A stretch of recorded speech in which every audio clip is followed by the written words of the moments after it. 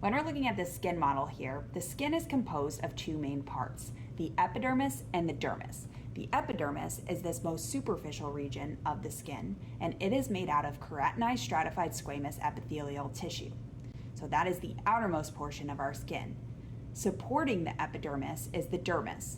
So this whole region here, where all of these structures are housed, is the dermis. Now, the dermis is composed of connective tissue. The upper portion, or the superficial portion of the dermis, where we see these kind of wavy lines called the dermal papilla, this is called the papillary dermis. It is composed of loose areolar connective tissue proper. Deep to the papillary dermis, we have the reticular dermis, which makes up about 80% of the dermis as a whole. The reticular dermis is composed of a dense, irregular connective tissue proper.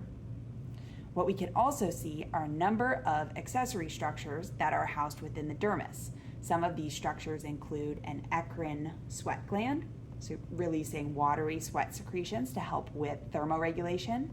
We can see a hair here, so we have the hair root, which is the portion that's embedded within the skin, and then we have the hair shaft, which is the portion that extends above the skin, and the various portions of the hair follicle. We can also see this muscle here called the erector pili muscle. This muscle, erector, means that when it contracts, it's going to cause the hair to stand up straight or erect, and pili just refers to the fact that it attaches to the hair. Pili means hair. We can see a sebaceous oil gland that's going to secrete sebum, an oily secretion that's going to help keep our skin and hair soft.